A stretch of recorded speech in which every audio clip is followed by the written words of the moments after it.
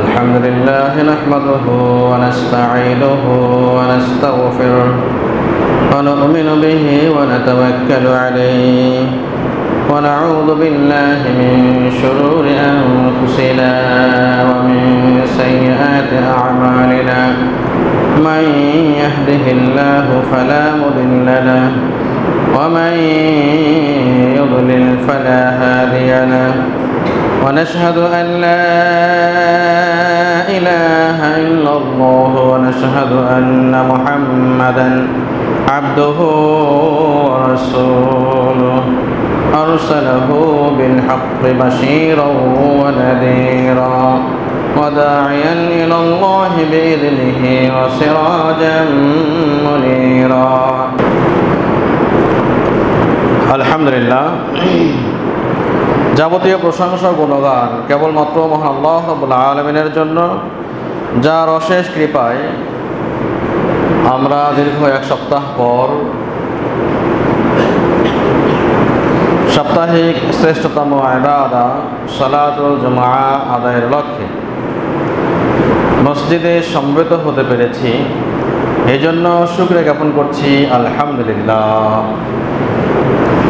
দরুদ ও শান্তি বর্ষিত হোক শেষ নবী মুহাম্মদুর রাসূলুল্লাহ সাল্লাল্লাহু আলাইহি ওয়াসাল্লামের উপর, যার আদর্শের মাঝেই রয়েছে মানব জাতির সকল ধরনের কল্যাণ, এবং যার আদর্শের বিপরীতেই সকল মানব জাতির মানব গোষ্ঠীর সকল অকল্যাণ রয়েছে। তার উপর বর্ষিত হোক দরুদ শান্তি সাল্লাল্লাহু আলাইহি ওয়াসাল্লাম। অতঃপর আজকে আমরা এই জুমআর খুতবায় অত্যন্ত সমসাময়িক এবং স্পর্শকাতর গুরুত্বপূর্ণ একটি বিষয় নিয়ে আলোকপাত করব ইনশাআল্লাহ। সেই বিষয়টির শিরোনাম হলো, আজকের আলোচনার শিরোনাম হলো মনুষ্যত্ব সভ্যতার রক্ষা কবচ। মনুষ্যত্ব সভ্যতার রক্ষা কবচ। মানুষ এবং মনুষ্যত্ব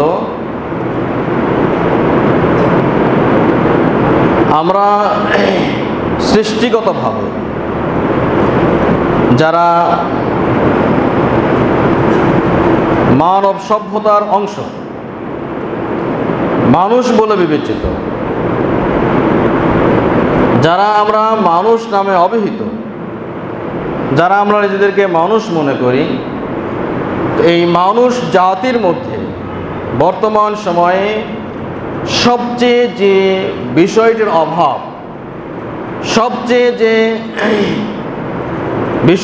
অভাব, রয়েছে তা হলো মনুষ্যত্ব। আজকে মনুষ্যত্ববিহীন এই মানব সমাজ থাকার কারণে পুরো মানব সমাজ আজকে একটি জঙ্গলে বা জঙ্গলি ভাব লক্ষণীয়। যদিও অবগতভাবে এবং আমাদের যে অবকাঠামো রয়েছে, এই অবকাঠামোগতভাবে আমরা যদিও মানুষ হিসেবে বিবেচিত, কিন্তু তারপরেও যখন কোনো কেউ অন্যায় কাজ করে অথবা মন্দ ব্যক্তিকে আমরা দেখি বা বলি, আলোচিত হয়, তারপরও আমরা তখন বলি ও তো আসলে মানুষই না,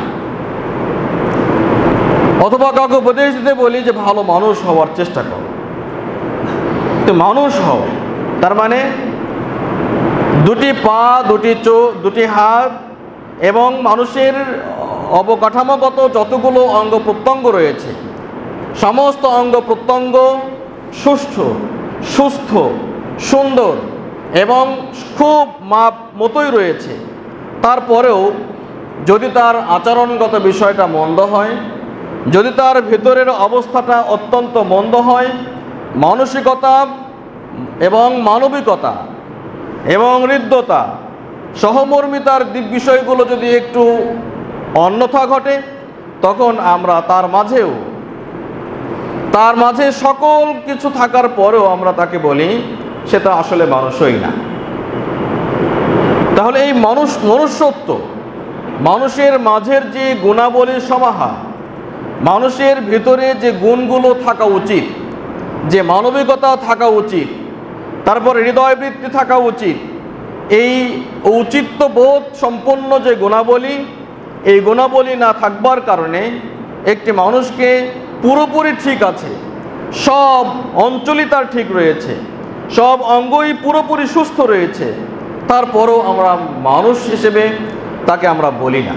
তার কারণ তার ভিতরের যে কদর্য প্রবৃত্তি, তার ভিতরের যে অন্যায় অশ্লীলতার যে প্রবৃত্তি, তার মাধ্যমে যে সামাজিকভাবে মানুষ ক্ষতিগ্রস্ত হয়, রাষ্ট্র ক্ষতিগ্রস্ত হয়, এমনকি পারিপার্শ্বিক বিবেচনায় সব কিছুই তার মাধ্যমে শুধু ক্ষতিগ্রস্ত হয়। এই ক্ষতিগ্রস্ত হবার কারণে আমরা তাকে সামাজিক জীব হিসেবে মানি ঠিক, কিন্তু মানুষ হিসেবে আমরা তাকে স্বীকৃতি দিই না। তো আমরা আজকের এই আলোচনায় এই মনুষ্যত্ব, এই বিষয়টি নিয়ে আলোকপাত করবো ইনশাআল্লাহ। আমাদের আলোচনার শিরোনাম আবারও স্মরণ করিয়ে দিই, তা হলো মনুষ্যত্ব সভ্যতার রক্ষা কবচ। অর্থাৎ এই মানুষ থাকলেও আজকের পৃথিবীতে মানুষের অভাব নেই, সবাই মানুষ, তারপরেও একটি পরিবারে যত অশান্তি, ব্যক্তিগতভাবে যত অশান্তি, পারিবারিকভাবে যত অশান্তি, তারপরে সামাজিকভাবে যত অশান্তি, রাষ্ট্রীয়ভাবে যত অশান্তি, আন্তর্জাতিক পরিমণ্ডলে একটি দেশ যারা অধিক ক্ষমতা সম্পন্ন, অপেক্ষাকৃত ছোট ক্ষমতা সম্পন্ন দেশকে গ্রাস করবার যে নীতি বর্তমান রয়েছে, এই নীতিগুলো থাকবার কারণে তারাও মানুষ, কিন্তু একজন মানুষ হিসেবে অন্য একজন মানুষকে এই সর্বগ্রাসী আগ্রাসনী মতবাদ থাকবার কারণে আজকে গোটা পৃথিবীটা আজকে অগ্নিগর্ভে পরিণত হয়েছে। গোটা পৃথিবীটা আজকে অগ্নিগর্ভে পরিণত হয়েছে। এখান থেকে পরিত্রাণের উপায় কি? আমরা আজকে কিছু ঘটনার মাধ্যমে, মানুষ থাকা সত্ত্বেও আমাদের মাঝে আমরা যে শুধুমাত্র দুপায়া প্রাণী হিসেবে উপজীব্য এবং স্বীকৃত, মানুষ যে আমাদের মনুষ্যত্ব না থাকার কারণে আমরা যে মানুষ নিজেদেরকে দাবি করতে পারি না, এই বিষয়ে আমরা কয়েকটি ঘটনা, অতি সম্প্রতি ঘটে যাওয়া কিছু ঘটনা আজকে আলোকপাত করব।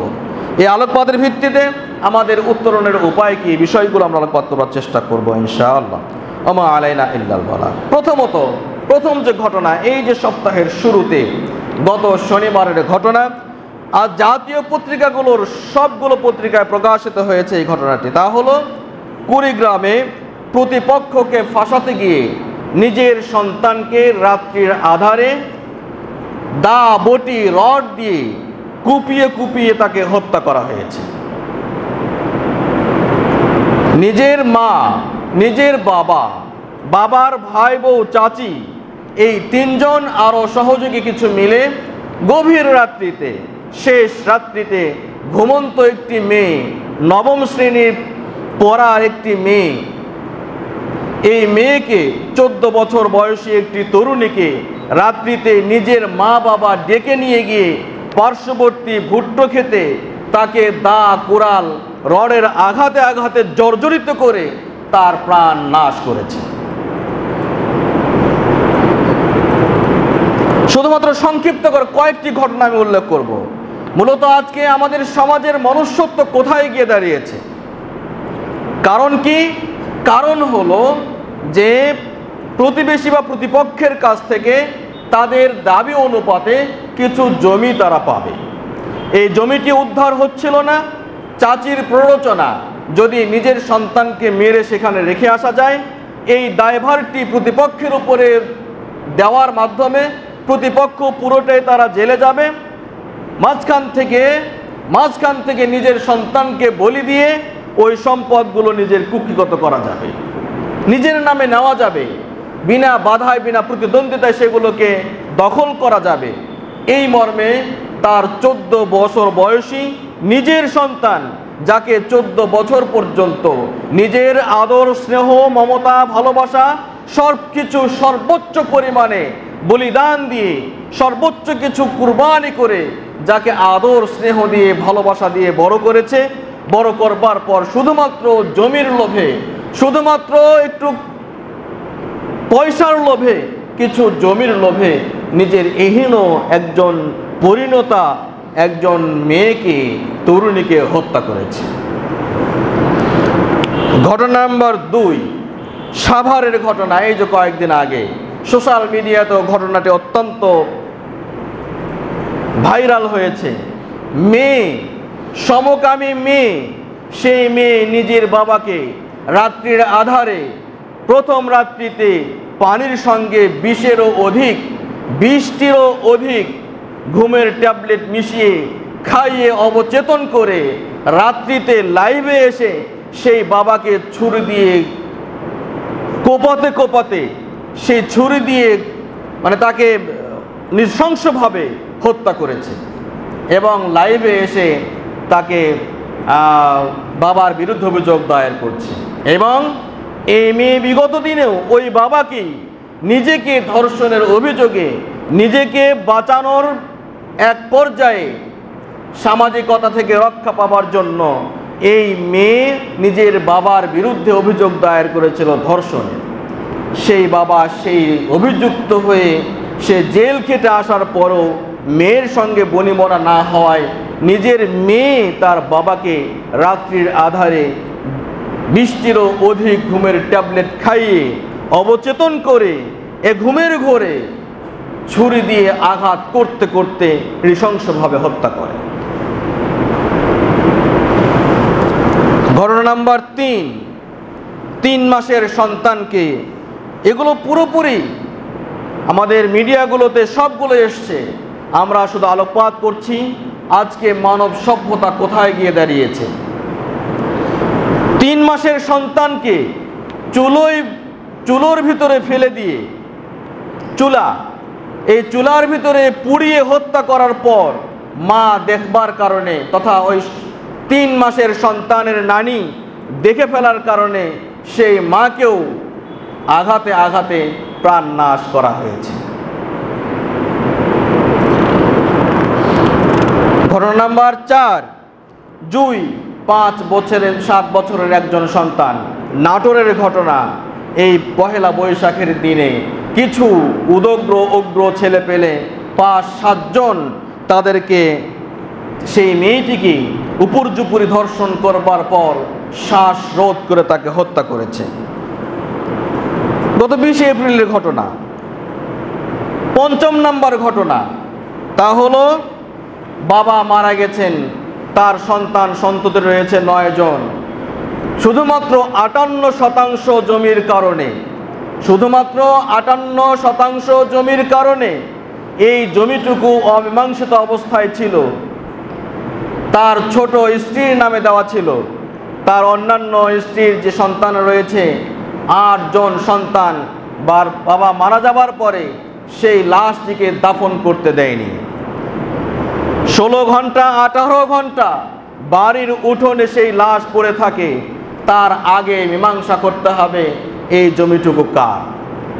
পরে ইউনিয়ন পরিষদের যে মুরব্বী রয়েছেন, চেয়ারম্যান সাহেব আসার পরে সেই মীমাংসা হবার পরে সেই লাশ দাফন করা যায়। এইভাবে ইত্যাকার ঘটনা প্রতিনিয়ত। এমন কোনো দিন নেই, এমন কোনো মুহূর্ত নেই, এমন কোনো ঘন্টা নেই, এমন কোনো মুহূর্ত নেই, এমন কোনো মিনিট নেই যে মিনিটে প্রতিটি মিনিটে প্রতিটি ক্ষণে ক্ষণে এইরকম বর্বরচিত হত্যাযজ্ঞ, হামলা, খুন, মামলা সবসময় হতেই চলেছে। মিনিটে মিনিটে এরকম মনুষ্যত্বহীন, এর বিপরীতে পশুত্ব জীবন যাপন করবার কারণে আজকে মানব সমাজে ইত্যাকার, হীনকর, অত্যন্ত নোংরা, অত্যন্ত মানবতা বিরোধী অপরাধগুলো আজকে ঘটে চলেছে নিয়মিতভাবে।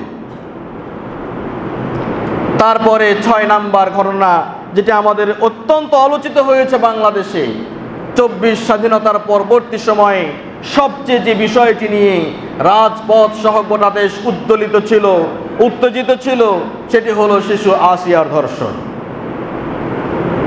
এটি তো রয়েছেই। এইভাবে এছাড়াও স্বামী স্ত্রীর পরকীয়ার জেরে কখনো স্বামীকে খুন, কখনো স্ত্রীকে খুন, কখনো নিজের সন্তানদেরকে খুন, কখনো প্রতিবেশীকে খুন, কখনো বা বন্ধুকে খুন, কখনো বা অন্যকে খুন। এইভাবে প্রতিনিয়তই মনুষ্যত্বহীন, বিবেক বিবর্জিত, মানব সভ্যতা বিধ্বংসী যে অপরাধগুলো প্রতিনিয়ত ঘটে চলেছে। এটি তো হলো আমাদের দেশের খবর। এছাড়াও আন্তর্জাতিক অঙ্গনে আজকের বর্তমান পরিস্থিতিতে এই ইসরায়েল কর্তৃক গাজাতে যে আগ্রাসন চলছে, এটি তো আর মানব ইতিহাসের সবচেয়ে বর্বরোচিত হামলা। বর্তমান সময়ে এমনিতেও অস্ত্রের আঘাতে তারা জর্জরিত, বাড়ি থেকে তারা উৎক্ষেপিত এবং বাড়ি থেকে দূর দূরান্তে তারা আজকে অবস্থান করছে। তার উপর তাদের প্রতি সাহায্যের হাত যারা বাড়াচ্ছেন, সেই সাহায্যের হাতটুকু সে পর্যন্ত পৌঁছে দিতে হচ্ছে না। মরণাস্ত্র একদিকে কাজ করছে, অপরদিকে ক্ষুধার অস্ত্র দিয়ে তাদেরকে নিরন্নভাবে নির্দয়ভাবে তাদেরকে মৃত্যুর মুখে ঠেলে দেওয়া হচ্ছে, যা মানব ইতিহাসের সবচেয়ে বর্বরোচিত একটি অধ্যায় বলে বিবেচিত। অথচ মানবতার যারা ফেরি করে ফিরছেন গোটা বিশ্বব্যাপী, তাদের আজকে টনক নড়ছে না। সম্মানিত উপস্থিতি, আমরা বলতে চাই যে এই যে মানবতাহীন, মনুষ্যত্ববিহীন সমাজে যে কাজগুলো চলছে, এর উত্তরণ কিভাবে হতে পারে, আমরা কিভাবে কোন দেশে চলে যেতে পারি, কিভাবে আমরা এ থেকে নিজেদেরকে উত্তরণ করতে পারি এবং এগুলো কেন ঘটছে। সম্মানিত উপস্থিতি, আমরা একটু ইতিহাস পর্যালোচনা করার চেষ্টা করছি। যুগে যুগে মনুষ্যত্বহীন যে সমস্ত ঘটনাগুলো ঘটেছে, যদিও তাৎক্ষণিকভাবে ক্ষমতার জোরে পশুত্ব যারা করেছে এরা বিজয় লাভ করেছে, কিন্তু ইতিহাসের স্বর্ণাক্ষরে যারা নির্যাতিত তাদেরকেই ইতিহাস স্মরণ করেছে। আমাদের আদি পিতা আদম আলাইহিস সালাতু ওয়াস সালাম, হাওয়া আলাইহিমাস সালাম উভয়ের মাধ্যমে জন্ম নেওয়া সন্তান হাবিল এবং কাবিলের মাধ্যমে সংঘটিত যে রক্তক্ষয়ী সংঘর্ষ হয়েছিল এবং রক্তক্ষরণ ঘটেছিল, জীবন প্রাণ নাশের ঘটনা ঘটেছিল, তা মানব ইতিহাসের প্রথম খুনের ঘটনা। পশুত্ব যার ভিতরে জেগেছিল সে তো হত্যা করলো হাবিলকে, কিন্তু হাবিল তিনি মানবতার পরিচয় দিয়ে তিনি বলছিলেন যে আমার ভাই, তুমি অন্যায়ভাবে তোমার ভিতরে যে পশুত্ব জেগেছে এর কারণে তুমি আমাকে হত্যা করতে পারো, কিন্তু আমি তোমাকে আক্রমণের অভিলাষে আমি তোমার প্রতি দুহাত প্রসারিত করব না। আল্লাহ রাব্বুল আলামিন এই মনুষ্যত্ব এবং পশুত্বের ঘটনাকে কোরআন কারিমে উল্লেখ করেছেন। রাসূলুল্লাহ সাল্লাল্লাহু আলাইহি ওয়াসাল্লাম দাতুন ভাষায় বলেছেন, পৃথিবীতে যত অন্যায়ভাবে খুনাখুনি হবে, পৃথিবীতে যত অন্যায়ভাবে রক্তপাত ঘটবে, সমস্ত রক্তপাতের একটি অংশ ওই আদম আলাইহিস সালাতু ওয়াস সালামের খুনি সন্তান কাবিলের আমল নামায় একটি অংশ চলে যাবে। কেননা সেই পৃথিবীতে প্রথম হত্যাযজ্ঞ অপরাধ সে করেছে, হত্যাযজ্ঞ ঘটিয়েছে, খুন খারাবা করেছে। আল্লাহ রাব্বুল আলামিন ইতিহাসকে মানব জাতির জন্য, যাদের ভিতরে মনুষ্যত্ব রয়েছে অথবা পশুত্ব যারা দেখিয়ে নিজেদেরকে একটু উদ্গ্রীব দেখাতে চায়, যারা নিজেদের প্রভুত্ব কায়েম করতে চায়, তাদের জন্য এগুলোকে শিক্ষণীয় ঘটনা হিসেবে উল্লেখ করেছেন। ইতিহাসের পরতে এরকম ঘটনা ঘটেই চলেছে। আমরা জানি ইব্রাহিম আলাইহিস সালাম এবং নমরুদের কাহিনী। প্রচলিত দিনের বিপরীতে ইব্রাহিম আলাইহিস সালাতু ওয়াস সালাম তিনি একত্ববাদ তাওহীদের দাওয়াত দিতে গিয়ে নমরুদ কর্তৃক তিনি জ্বলন্ত হুতাশনে নিক্ষিপ্ত হন। তদানীন্তন সময়ে নিজের বাহুবলে, শক্তি বলে, রাষ্ট্রযন্ত্রের অধিকারের বলে সে নমরুদ যদিও তখনকার সময়ে খুবই বিবেচিত একজন বীর পুরুষ বিবেচিত হয়েছিল, কিন্তু ইতিহাস তাকে ক্ষমা করেনি। নমরুদের কুৎসিত চরিত্রকে আল্লাহ রাব্বুল আলামিন অত্যন্ত সুন্দরভাবে কোরআন কারিমে উল্লেখ করেছেন। পক্ষান্তরে মনুষ্যত্ব যার ভিতরে রয়েছে, ইব্রাহিম আলাইহিস সালাতু ওয়াস সালামের পুরস্কার স্বরূপ গোটা বিশ্বব্যাপী তার নাম ছড়িয়ে দিয়েছেন। তিনি আজকে হচ্ছেন প্রশংসিত, পক্ষান্তরে যারা পশুত্ব দেখিয়েছিল তারা আজকে হচ্ছে নিন্দিত। এইভাবে মূসা এবং ফেরাউনের কাহিনী আমরা জানি। মূসা আলাইহিস সালাতু ওয়াস সালাম তিনি যখন তার জন্মের আগ থেকেই তৎকালীন একচ্ছত্র অধিপতি পরাশক্তি, যিনি গোটা বিশ্বের তৎকালীন সময়ে যাকে সবচেয়ে রব্বুল আলা হিসেবে ঘোষণা করেছিল, সে তো পুরুষ সন্তানদেরকে হত্যা করত শুধুমাত্র তার রাজত্ব টিকে থাকবার জন্য, টিকে রাখবার জন্য। মূসা আলাইহিস সালাতু ওয়াস সালাম মহান আল্লাহ রাব্বুল আলামিনের বিশেষ কৃপায় সেই ফেরাউনের ঘরেই তিনি লালিত পালিত হলেন। তাকে দাওয়াত দেওয়া হলো, তারপরেও সে অধ্যত্ব প্রকাশ করেছিল, কিন্তু অধ্যত্ব প্রকাশের এক পর্যায়ে সে ইতিহাসের আস্থা করে নিক্ষিপ্ত হয়েছে। তার ওই দেশে বহমান সেই সাগরে সলিল সমাধি ঘটেছে, কিন্তু মনুষ্যত্ব বোধের যিনি পরাকাষ্ঠা দেখিয়েছেন মূসা আলাইহিস সালাম আজকে ইতিহাসে অত্যন্ত বরণীয় এবং স্মরণীয় হয়ে আছেন।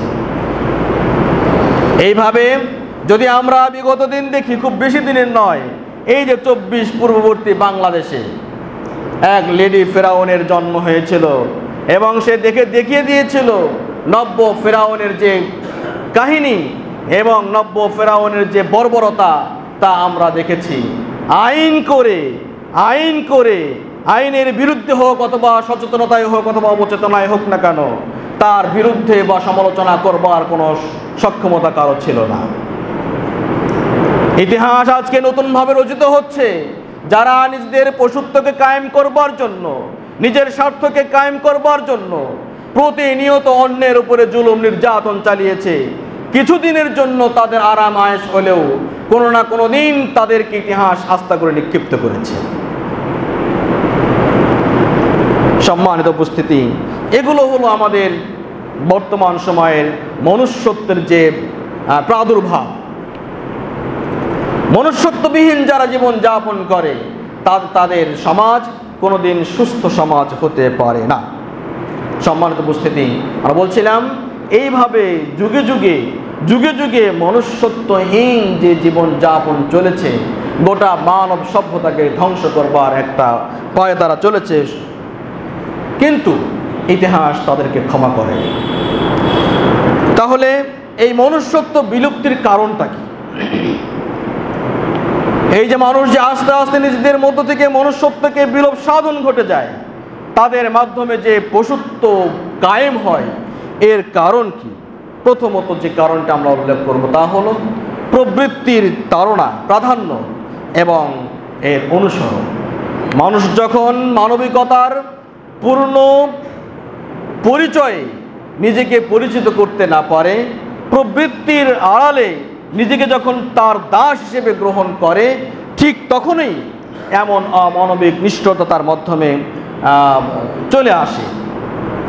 সুতরাং ইসলামী অনুশাসন থেকে এবং এই আত্মনিয়ন্ত্রণের যে অব্যর্থ পদ্ধতি ইসলাম প্রদান করেছে, এই পদ্ধতি থেকে যখন মানুষরা নিজেকে দূরে সরিয়ে নিয়েছে, তখনই মূলত মানুষের মাঝে এরকম ব্যবস্থাপনা দেখা দিয়েছে। মনুষ্যত্ব বিলুপ্ত হয়ে তখন পশুত্ব তাদের মাঝে স্থান লাভ করে নিয়েছে। মহান আল্লাহ রাব্বুল আলামিন এই কথাটা উল্লেখ করেছেন, আর আয়াতা মান ইত্তাখাযা ইলাহাহু হাওয়া আফা আনতা তাকুনু আলাইহি ওয়াকিলা। হে নবী, আপনি কি তাদেরকে দেখেননি? আপনি কি তাদেরকে দেখেছেন যারা নিজেদের প্রবৃত্তিকে প্রভু হিসেবে গ্রহণ করেছে, যারা নিজেদের ইচ্ছা এবং খেয়াল খুশিকে নিজেদের প্রভু হিসেবে গ্রহণ করেছে, চালিকা শক্তি হিসেবে গ্রহণ করেছে। তার চরম ও পরম প্রাপ্তি হলো প্রবৃত্তির অনুসরণ। এর ব্যতিক্রম কিছুই সে ভাবতে পারে না। আর নাকি আফা আনতা তাকুনু আলাইহি ওয়াকিলা, আপনি কি তাদের জিম্মাদার হবেন? আম তাহসাবু আন্না আকসারাহুম ইয়াসমাউনা ওয়া ইয়াকিলুন, আপনি কি ধারণা করেন তারা শোনে নাকি তারা বোঝে? এর একটাও নয়, বরং বস্তুত ইনহুম ইল্লা কাল আনআম, এরা তো কিছুই নয়, বরং এরা শুধুমাত্র চতুষ্পদ প্রাণীর ন্যায়। এরা শুধুমাত্র চতুষ্পদ প্রাণীর ন্যায়। এদের মানবিক অভাব ঠিক রয়েছে, অবকাঠামোগত যে অঙ্গ প্রত্যঙ্গগুলো সব ঠিকঠাক রয়েছে, সব সুস্থ রয়েছে, কিন্তু এদের ভিতরের মনুষ্যত্ব না থাকার কারণে, এদের ভালোভাবে গ্রহণ করবার যে সক্ষমতা সেটি না থাকবার কারণে, ভালো বিষয় শুনবার এবং গ্রহণ করবার সক্ষমতা না থাকবার কারণে এরা তো হয়ে গেছে আজকে পশুর ন্যায়। বালহুম আদাল্লু সাবিলা, আল্লাহ রাব্বুল আলামিন এদের প্রবৃত্তিকে বলছেন বরং এরা তো এর চাইতেও অতীব নিকৃষ্ট একটা কীট মাত্র। অন্য একটা আয়াত আল্লাহ রাব্বুল আলামিন আরো বলছেন ওয়ালাকাদ যারানা লিজাহান্নামা কাসীরাম মিনাল জিন্নি ওয়াল ইনস লাহুম কুলুবুন লা ইয়াফকাহুনা বিহা ওয়ালাহুম আযানুন ওয়ালাহুম আ'য়ুনুন লা ইউবসিরুনা বিহা ওয়ালাহুম আযানুন লা ইয়াসমাউনা বিহা উলাইকা কাল আনআম বাল হুম আদাল। আল্লাহ রাব্বুল আলামিন বলছেন এই সমস্ত কীট সদৃশ যারা মানুষ রয়েছে এরা তো মূলত এদেরকে তো আমি সৃষ্টি করেছি জাহান্নামের জন্য। তাদের হৃদয় রয়েছে কিন্তু হৃদয় বৃত্তি নেই। তারা মানুষ বটে কিন্তু মানবিক নয়, তারা মানুষ বটে তারা মানবিক নয়। তাদের মধ্যে যে ভালো গুণাবলী থাকা উচিত ছিল সেগুলো তাদের মাঝে নেই।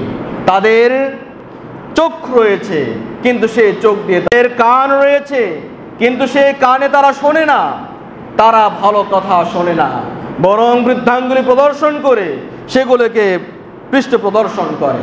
তাদের কানও রয়েছে, তারা শোনে না, বরং তারা কারা, এরা কেমন? উলাইকা কাল আনআম, এরা তো চতুষ্পদ প্রাণী।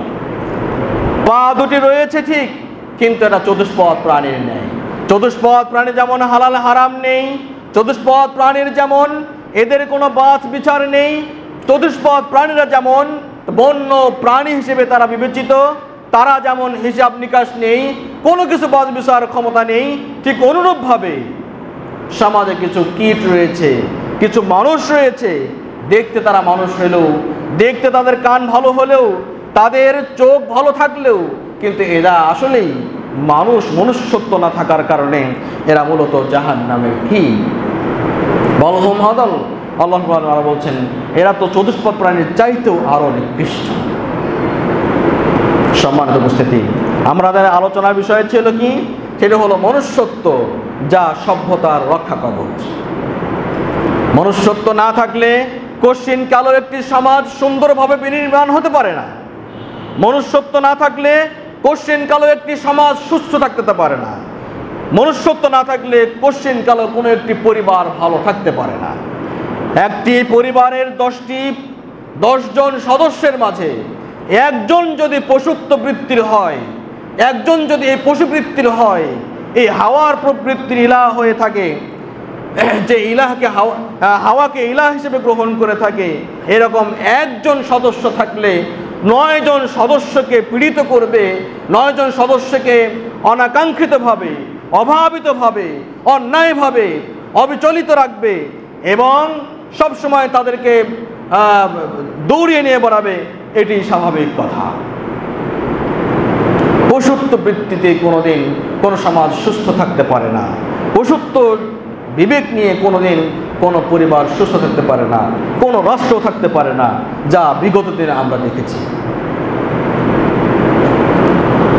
সম্মানিত উপস্থিতি, দ্বিতীয় নাম্বার হলো এই ইসলামী অনুশাসন যদি সঠিকভাবে কেউ না মেনে চলে, অবশ্যম্ভাবীভাবে ইসলামী অনুশাসন অনুকরণ যদি কারো ভিতরে না থাকে, অবশ্যম্ভাবীভাবে সে এই পশুত্ব বৃত্তিতে লিপ্ত হতে বাধ্য।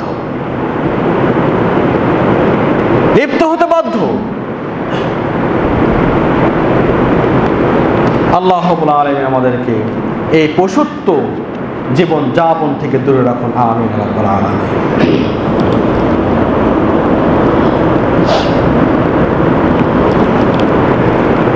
আলহামদুলিল্লাহ, আমরা বলছিলাম সুনির্দিষ্ট একটি বিষয় নিয়ে, তা হলো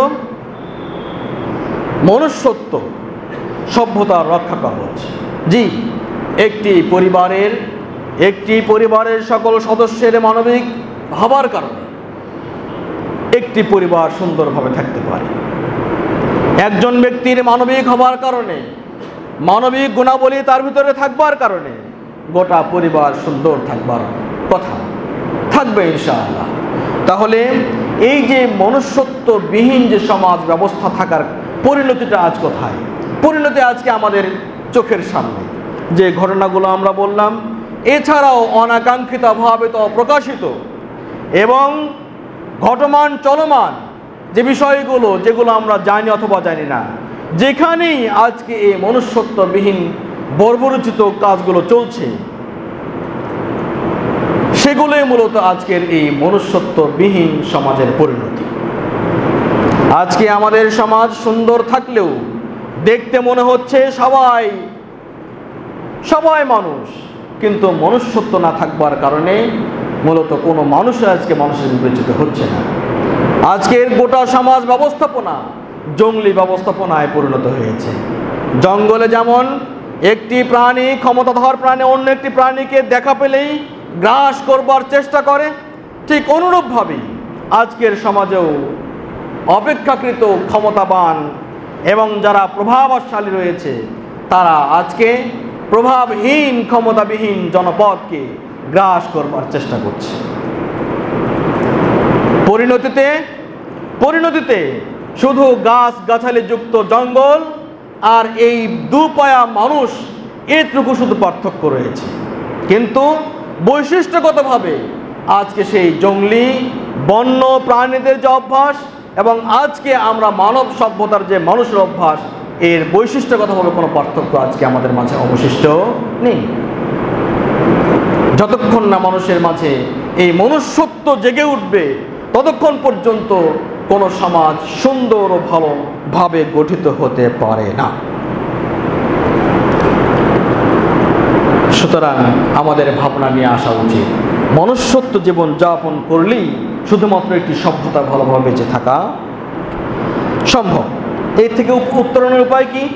প্রথমত যে কাজটি আমরা করব তা হলো, এ থেকে উত্তরণের একমাত্র উপায় তা হলো ইসলামের দিকে ফিরে আসা।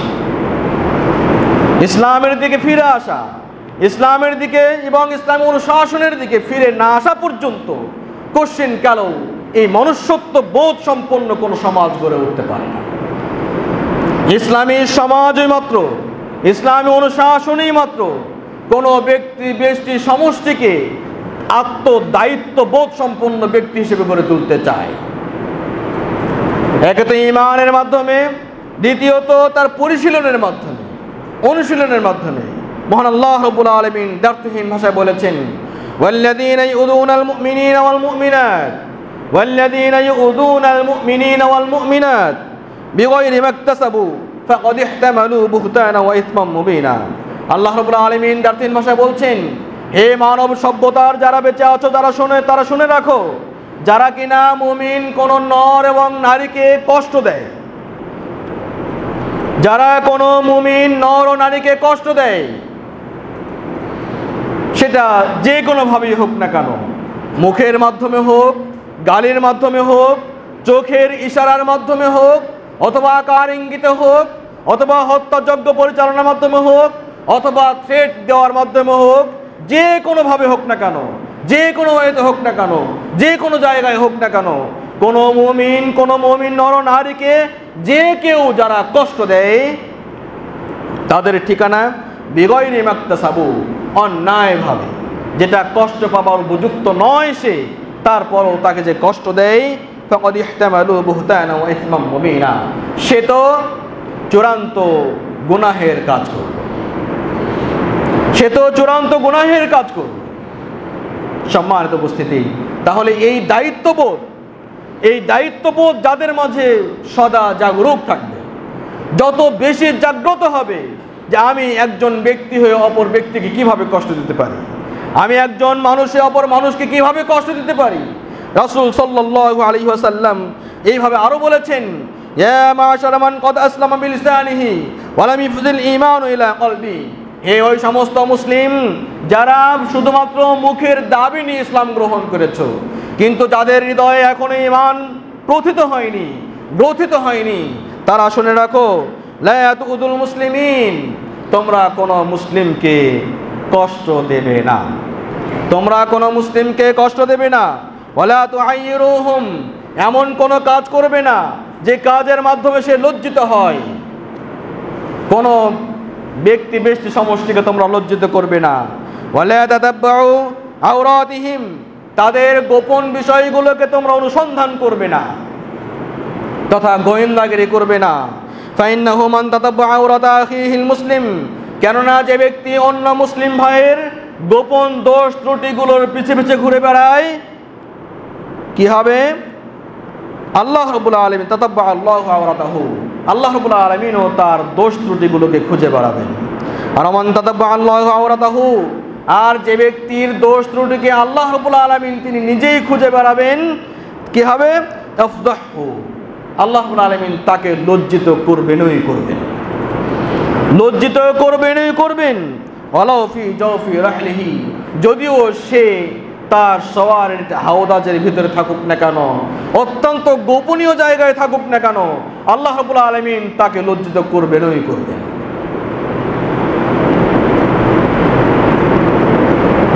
বিগত দিনের একটি অপরাধ আমার কাছে মনে হলো হঠাৎ করে, সেটি হলো যে মানুষের ফোন কল রেকর্ড ধরবার জন্য বিগত সরকার একটি অস্ত্র বা যন্ত্র ব্যবহার করত তাদের বিপক্ষদেরকে ধরবার জন্য। কে তার বিরুদ্ধে বলল অথবা বলল না, খুব গোপন যন্ত্র, যে যন্ত্রটি মূলত আন্তর্জাতিকভাবে নিষিদ্ধ ছিল, কিন্তু শুধুমাত্র নিজের ক্ষমতাকে টিকিয়ে রাখবার জন্য সেটিকে সিদ্ধ করে নিয়েছিল বিগত সরকার। পরিণতি কি হয়েছে? আল্লাহ রাব্বুল আলামিনের রাসূলের এই কথাটা অত্যন্ত সুন্দরভাবে পরিস্ফুটিত হয়েছে। জাতির সামনে সে কলঙ্কিত হয়েছে, জাতির সামনে লজ্জিত হয়েছে। গোটা বিশ্বে মানবাধিকার লঙ্ঘন করবার কারণে, গণহত্যা পরিচালনার অপরাধে সে আজকে আন্তর্জাতিক আদালতে লজ্জিত, অপমানিত এবং অপরাধী হিসেবে বিবেচিত, স্বীকৃত। সম্মানিত উপস্থিতি, সুতরাং অন্যের দোষ ত্রুটি খুঁজে বেড়ানো কোনো মুসলিমের জন্য সাধুবাদ জানানোর বিষয় নয়। রাসূল সাল্লাল্লাহু আলাইহি ওয়াসাল্লাম এমন একটি সমাজ বিনির্মাণ করতে চেয়েছেন, সে সমাজ বিনির্মাণের প্রত্যেকটি সদস্যকে নিজের দায়িত্বশীল হতে বলেছেন।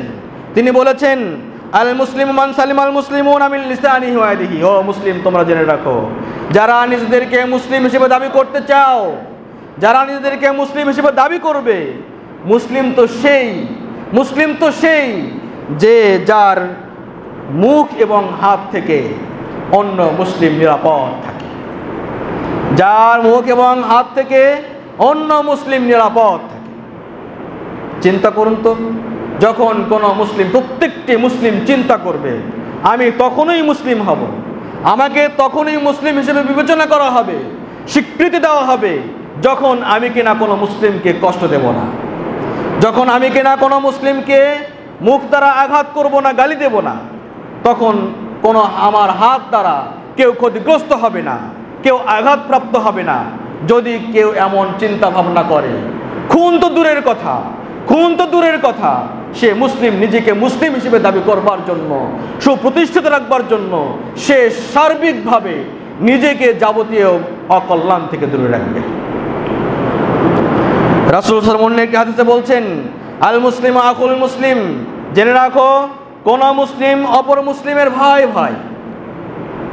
এক মুসলিম অপর মুসলিমের ভাই।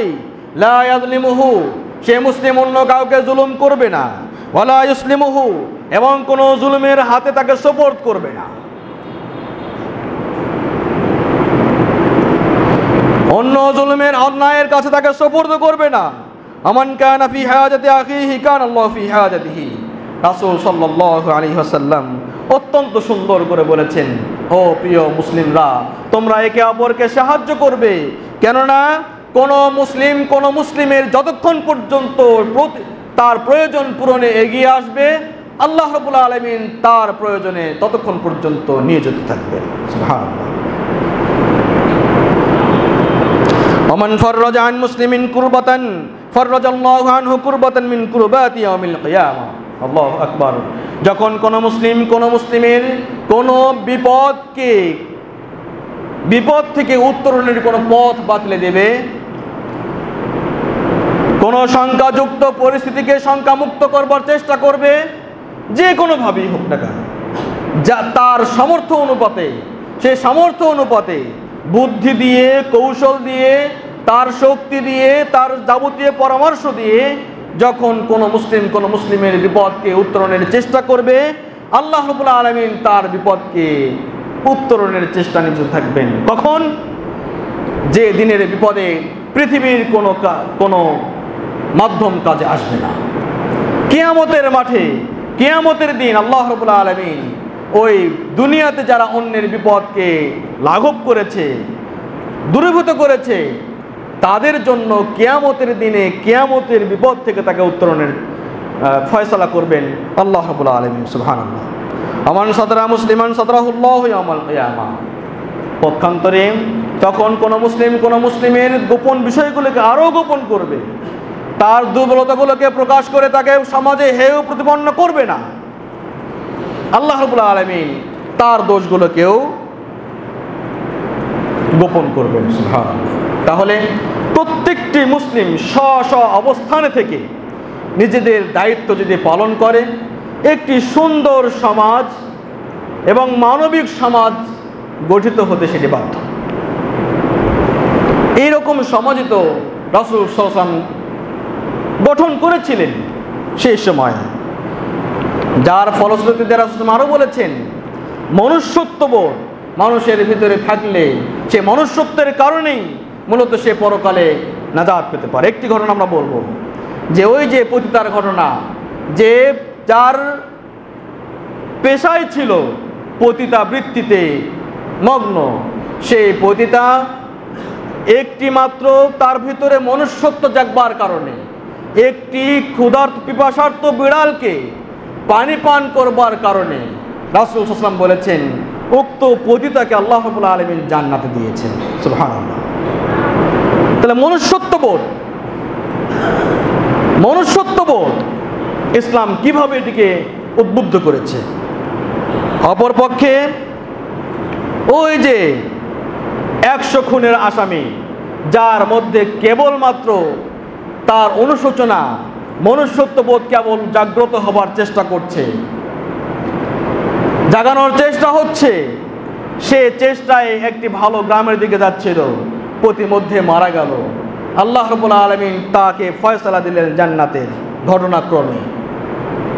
তাহলে মনুষ্যত্ববোধের পুরো একটি বিবেচনা ইসলাম কিভাবে নিয়েছে। শুধু তাই নয়, হামজা রাদিয়াল্লাহু তাআলা আনহু তার কলিজা ছিঁড়ে চিবিয়ে খাবার যে অপরাধ করেছিল যে মহিলা, উহুদ যুদ্ধে